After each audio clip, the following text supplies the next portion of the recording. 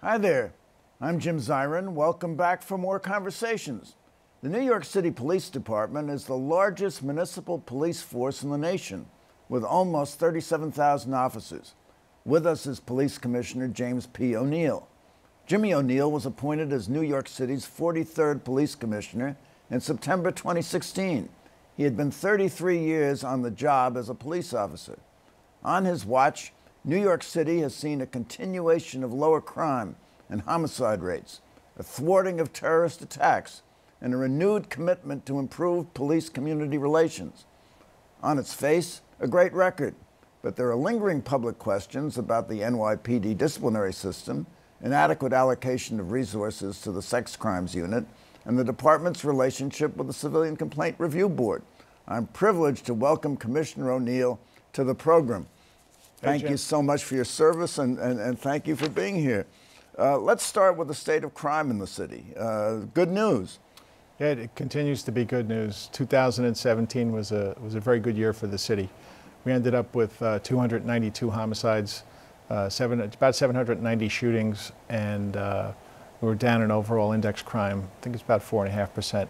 You got to give some perspective to that, though. You know, I always go back to 1990 when there were 2,245 homicides in New York City, 5,000 shootings, and 600,000 Part 1 index crimes. So 2017 was a banner year, and I say it all the time, not just for the NYPD, for all of New York City, because whatever we do, we certainly don't do alone.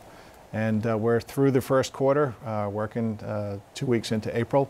And we're down, as of this morning, we're down another 13 homicides, and we're down about 15 shootings, and down about 4.3% in overall index crime. So would you say the city is safer than ever? Yeah, this is 2017. Those numbers, yeah, we haven't seen those homicide numbers since the 1950s. So a lot of hard work by everyone. I mean, we have great partners in the FBI. Bill Sweeney is the assistant director in charge. Great partners in the DEA, great partners in the ATF, great partners in the U.S. Marshal Service, the Southern District, the Eastern District, and of course all the local district attorneys. Would you attribute it entirely to more efficient policing, or are there other factors, economic factors, national trends where crime is down everywhere in the country that might account for it? Yeah, you look at a lot of the other cities across the United States, and they're not having the same results we are. I know Chicago is they're doing a little bit better this year, but this is, you know, we've been doing this since 1992 when Mayor Dinkins hired, I think it's 6,000 more police officers, and then Mayor Giuliani hired Bill Bratton back in 1994. And it all starts with public safety, Jim. You know, sure, there's a better economy. Sure, real estate values are way up in New York City, but I think that's a trend from the early 90s when crime was at its peak, and you know, we did, the NYPD, along with everybody else in this great city, said no more, and that downward trend in crime continues to this day. Well, you've also instituted precision policing, haven't you, where you go after repeat offenders and you go after gangs, and hasn't that been a factor? Yeah, it is. Precision policing is important. I think the thing that benefits us most right now is neighborhood policing. And that's a drastic change from the way from precinct operations were run. I mean, I was a precinct commander for a little over 6 years. I had Central Park, I had the 2-5 up in East Harlem, and I had the 4-4 in the South Bronx. And up until a couple of years ago, if you worked in a precinct, if you worked in a sector car, all you did was answer 911 jobs, or you know, maybe you were on an anti-crime team or a low-level drug team, or did traffic, or we were too specialized. We were way too specialized. And now with neighborhood policing, we resectored 56 out of the 77 precincts. We have the same cops in the same sectors. We have 2 NCOs, neighborhood coordination officers, in each sector, and they're that conduit between the community and the steady sectors. And I think this is really helping us bridge the gap and establish relations with the community and actually work on improving them constantly. Well, when you took office, you said you wanted to prioritize community policing and neighborhood policing, and you took steps in that direction. Earlier this year, there was a shakeup, though, in the community relations division, wasn't there? I mean, you replaced officers, and have you reorganized that again? In January of this year, 4 3-star chiefs retired. One of them was from Community Affairs, Joanne Jaffe. Now Nilda Hoffman is in that position. Nilda is I worked with her in the Bronx. She actually worked with me as one of my lieutenants in the 44th Precinct. She did a lot of time in community affairs in the Bronx and Patrol Borough Bronx. She's a perfect fit for this job. She's out there each and every day helping us make neighborhood policing a reality. Well, let's talk about oversight. It's kind of overwhelming at the number of different entities and organizations that oversee the police department. We have the Civil Complaint Review Board, the CCRB. You have the Commission to Combat Police Corruption. You have the Department of Investigations. You have the Federal Monitor. You have the Inspector General. And you have the U.S. attorneys and the district attorneys in the various counties. Is that too much oversight? Jim, I don't know if I'd say it's too much. I think it's important to constantly look at any police department, let alone the NYPD. So sometimes it's a lot of work, sometimes it's a little frustrating, but I think it's important that everybody have input into how we do business here, because how we do business here, it's got to be the will of the people, what do the people want. And the NYPD is very good at reducing crime, obviously with the track record that we have, but the oversight is there, and it's not always going to be there. I mean, the Federal Monitor is, Peter's going to be here for a little while, but there's hopefully a plan at some point that he'll disengage. That's Peter Zimroth. Peter Zimroth, yeah. My former colleague in the U.S. Attorney's Office, really great guy. No, he really is. And very thoughtful. And all of these entities that have oversight of the NYPD, they want the same thing we want. They want the city to be safe. It's got to be done correctly. Well, two of the issues that have kind of bubbled up, as you know, maybe they're always there, is the excessive use of force, with which the Civilian Complaint Review Board is primarily occupied, and what discipline should be imposed on officers who may be thought to have used excessive force. Then you have the issue of so-called testifying officers who have lied under oath, or have been found to lie under oath, either by judges or else because now you have a tremendous amount of videotape evidence that might undercut what an officer testifies to. Those officers, when those cases come up, are eventually disciplined, and you alone, Commissioner O'Neill, have the final say as to what discipline should be meted out. Is that a satisfactory method of discipline? I mean, often you reverse recommendations of these various commissions. Yeah, that with the CCRB, it doesn't happen very often.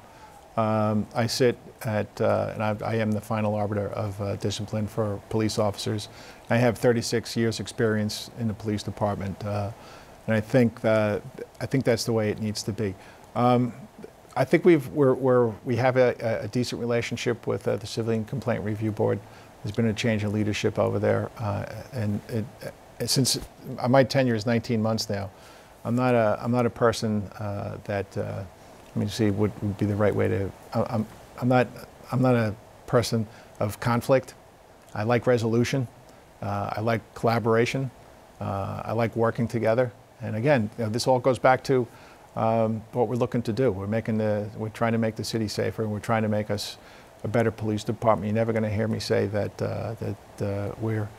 we can't evolve and that we can't get better. So having that oversight, I think. Is it your policy to have zero tolerance for officers who lie under oath and zero tolerance for officers who use excessive force? Well, there's perjury, there's false statements.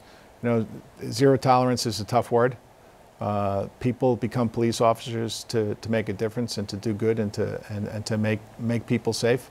There are mistakes of the mind and there are mistakes of the heart. There are people that are terminated for perjury. There are people that are terminated for false statements. And sometimes you have to take other factors into consideration, and the discipline might be less. Excessive use of force, again, we changed the way we report the use of force a couple of years ago. We came up with a system that now every time an officer uses force, there's different levels. There's supervisory oversight there. It's not just something that you tell the desk officer. So use of force perjury, false statements. This is all something that I take very seriously. I pride myself on my profession. I think it's a noble profession, so anybody who crosses the line, NYPD does a lot of things very well. One thing we don't do well is explaining the way we discipline officers. I'm in favor of 50A being transformed into something that makes people 50A is a section of the Civil Rights Law. Right, right. And 50A says that officers' personnel files should be kept confidential, and you have interpreted that to mean that you will not release records of disciplinary proceedings. Yeah. You're not, you would like to, but you're not committed to. As the mayor is, same as I am, we're looking to change that. We're looking to become more transparent, because anything that we've been discussing over the last, 10 minutes or so, it all has to do with trust. And the people of the city have to be able to trust the men and women of the New York City Police Department. And I think to get a better look at the disciplinary system is important.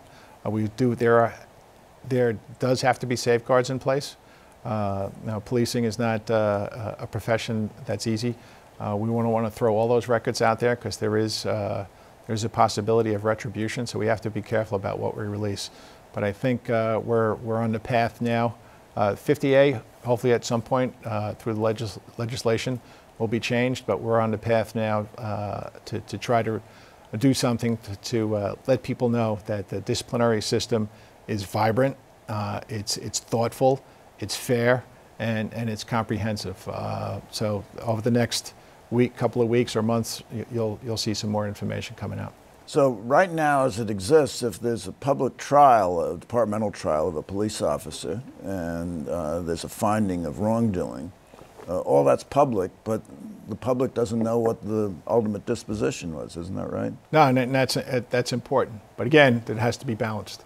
There are. This is not being a police officer is a unique job. There's sometimes, well, many times it's fraught with danger. There's things we do that other people in this city and other jobs don't do. And I think we have to be real thoughtful about what information we're releasing about police officers' personnel files. Well, two of the remedies that you often seem to impose, one is called dismissal probation and the other is command discipline. Could you explain what is command discipline and what is dismissal probation? And, and when does conduct rise to the point where someone's going to be fired? We have terminated since 2014, or people have been separated from the police department pending termination since 2014, over 700 members of the department. So once again, this is something that we take very seriously. Command discipline is a lower level form of discipline. It's exactly what it says it is. It's if there is a minor infraction or wrongdoing and it doesn't rise to the level of charges and specifications through the Department Advocate's Office, it is done at the precinct level or the division level or the bureau level. And the COs, the commanding officers, are responsible to make sure that is fair and it's done correctly, and it's done in a timely manner too, because that's important too. You know, if you commit an infraction or some sort of violation, it's important that that's resolved as quickly as possible. Now, suppose an officer receives dismissal probation. That means he's not dismissed, but he or she, but they're on trial for some period of time. Yeah, it's dismissal probation is not that is not something that comes by itself. If you receive dismissal probation, that means what you did was could have gotten you fired, but there is, you know, it's as I said before, this is a profession that people come into to try to make a difference, and sometimes things happen that are in our control, sometimes out of our control. But if you receive a punishment plus dismissal probation, it's egregious. So if I receive dismissal probation, say if I'm it's got to be a pretty serious violation, I'll get fined vacation days. You know, either 10 days, 20 days, 30 days, 40 days, 50 days. That's a lot of money. That's money on the table. That's people's livelihood. And then on top of that, I receive dismissal probation. So that's being back on probation. So if you commit any other infraction during that next 12 months when you're on dismissal probation, you can be summarily dismissed from the police department. So that's the regime. Well, let's talk about a brighter subject, your success at counterterrorism. Please talk about that a little while. Sure. So over the last 4 years, I guess since Commissioner Bratton came in, Commissioner Kelly started all this after 9/11. I have to give credit where credit's due. We have a very vibrant counterterrorism and intelligence bureau. Ray Kelly started this right after 9/11. Counterterrorism, the visible face of that used to be, it was called, it's a CRV. And now it's transformed itself into the Critical Response Command. It used to be a car from every precinct would be sent into Manhattan on every tour except midnights to help increase uniform appearance. So people would see that, see more cars out there, they would see more people on patrol, and that's a deterrent. To see more uniforms out there is a deterrent. But when Commissioner Bratton came in, we did a re-engineering of the entire department, and it was thought that a better way to do that was to create a command on its own, the Critical Response Command. It's about 550 police officers. That's what they do each and every day. They're highly trained anti-terrorism officers. You'll see them out there in their Ford Explorers, usually on foot with the car nearby. It says CRC on it, and they'll be at high-profile locations. They'll be at high-visibility locations and sensitive locations throughout the city. And I know you know about our foreign liaisons, the 14 foreign liaisons we have across the world. If something happens, and we can't just be concerned about what happens in New York City, we have to pay attention to what happens around the world. And if something happens in another part of the world, we can immediately, with that information we get from our foreign liaisons, redeploy our people in CRC to where they need to be. So it's a very robust counterterrorism program, and that's just the uniform presence. We also have the investigative end of that too. We do have, as I said, a great relationship with the FBI. We have the Joint Terrorist Task Force, which is composed of NYPD, obviously the FBI, state police, and a number of other agencies. And what they do is each and every threat that comes over that threat stream is fully investigated either by the Joint Terrorist Task Force or by our Intelligence Bureau. Now, toward the end of last year, there were revelations about Harvey Weinstein and sexual harassment, and it gave rise to the Me Too movement, and there seemed to be an increase in women reporting sexual crimes of various kinds and sexual assaults. And in the wonderful statistics you have about the drop in the crime rate, there was an uptick toward the end of last year in reported rapes and sex crimes. Is that a result in your judgment of this change arising out of the Harvey Weinstein case? I think we did. I don't think. I know we saw an increase in reporting after the initial Harvey Weinstein allegation. And the number of rapes, particularly, that continues to increase. We are up in rapes this year. We met with the advocates, some of the advocacy groups on March 5th of this year, and we talked about what we needed to do going forward. And we've made some changes. We've created a cold case unit within the Special Victims Unit that's 14 investigators, and their primary responsibility is going to be going back over the years to look at cases that have been unsolved, that are unsolved, and to see if there's any way we can move forward on them. We also added an additional 20 investigators into the Special Victims Unit, and we also have a public campaign. I don't know if you've seen it on social media or if you've saw it on any of the buses or down in the subway yet, about reporting sexual assault crimes. So we can, it's up to the survivors. It's what they want to do, how far they want to go with the case. And this is something that we take, each and every report of sexual assault, we take very seriously. And we're making sure that we are properly, we have enough people within the Special Victims Unit to handle the volume of cases that come in. You say you've added to the staff. Have you added both women and men to the staff of the Special Victims Unit? Yeah, I mean, it's some of Some of the people that come into the unit come in from patrol. Some of it come in from other investigative units, and it's a good mix of men and women, and that's important.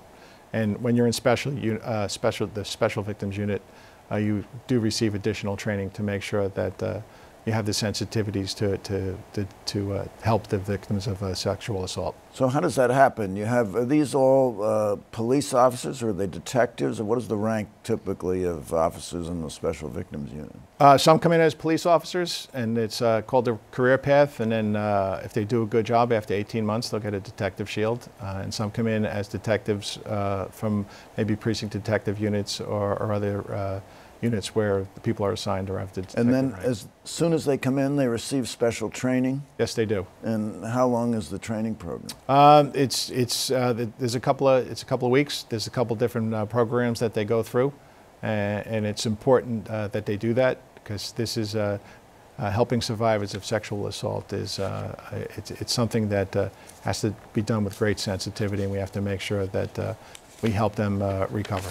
And so have you completed your review of the Special Victims Unit and beefing up that enforcement effort, or is it, are you continuing with what you've been doing, or are you continuing to look at it and trying to? Well, we had and this is an ongoing assessment, and then we had the meeting with the advocates, and then the Department of Investigation came out with their report, and there we have a new chief of detectives, and one of the first things Dermot's going to do as he comes into the Detective Bureau is going to take a top to bottom look at the Special Victims Unit.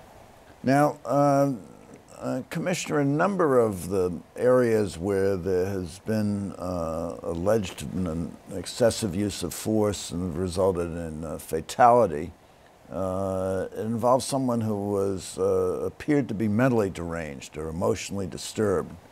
Are you giving any special training to officers when they're confronted with someone in that predicament as to how to handle a situation? Yeah, we do. We're in the process of training all of our patrol force in CIT, which is, we have a lot of acronyms in the NYPD, the Crisis Intervention Training.